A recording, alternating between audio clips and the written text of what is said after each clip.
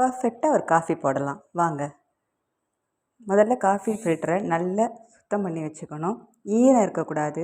அதை நல்லா தொடச்சிட்டு ஒரு 4 ஸ்பூன் 5 ஸ்பூனு காஃபி பவுடர் போடணும். தண்ணியை ரொம்ப கொதிய விடக்கூடாது. அதோடைய கரெக்டான டெம்பரேச்சரில் கொதி விட்டு ஃபில்டரில் ஊற்றணும். அதை அப்படி பரவலாக ஊற்றி விடணும். ஊற்றிட்டு கொஞ்சம் தண்ணி தான் முதல்ல ஊற்றணும். ஊற்றின பிறகு ஃபில்டரை செல்லமாக 4 தட்டு அப்படி தட்டி விடணும். அப்போ தான் ஈவனாக எல்லா பக்கமும் அந்த காப்பி தூள் இறங்கும். கொஞ்சம் அது இறங்குறதுக்கு டைம் விடணும். மூடி வைக்கணும் முக்கியமாக. இப்போ இறங்கிடுச்சான்ட்டு பார்த்த உடனே கொஞ்சம் தான் இறங்கியிருக்கும், அது பத்தாது. உடனேவே முன்னையே நிறையா தண்ணி ஊற்றிடக்கூடாது. இப்போ திருப்பியும் வச்சுருக்க தண்ணியில் பாதியை ஊற்றணும். ஊற்றிட்டு வழக்கம் போல் மூடி வச்சிடணும். மூடி வச்சோடனே இப்போ ரெண்டுமே இறங்கியிருக்கும். ஸோ தண்ணி 2வது தண்ணி ரெண்டும் சேர்ந்து விட்டால் தான் ஒரே கன்சிஸ்டன்சியில் ஒரு கரெக்டான டிகாஷன் நமக்கு கிடைக்கும்.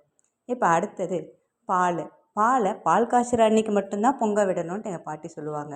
அதனால் கரெக்டாக பொங்கி வர நேரத்தில் பாலை ஆஃப் பண்ணிடணும். பாருங்கள், இந்த மாதிரி பொங்கி வரணும், அவ்வளோதான். உடனேவே அடுப்பை ஆஃப் பண்ணிவிடுங்க.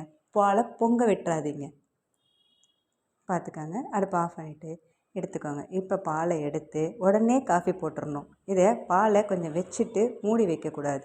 ஏன்னா மூடி வைக்கிறப்ப தட்டில் இருக்கிற அந்த நீராவியெல்லாம் திருப்பி தண்ணியாட்டம் வந்து அந்த பால்லே ஒட்டிக்கும். அப்புறம் பால்காரர்கிட்ட நம்ம சத்தம் போடுவோம், பால் ஒரே தண்ணியாக இருந்ததுங்க அப்படின்னு சொல்லுவோம். அதனால் பாலை உடனே எடுத்து காஃபிக்கு ரெடி பண்ணணும். அப்படி உடனே காஃபி போட நேரம் இல்லையா, பாலை ஒரு கலக்கி கரண்டியில் போட்டுட்டு இப்போ டிகாஷனையும் பாலையும் சேர்த்தா பர்ஃபெக்ட் காஃபி.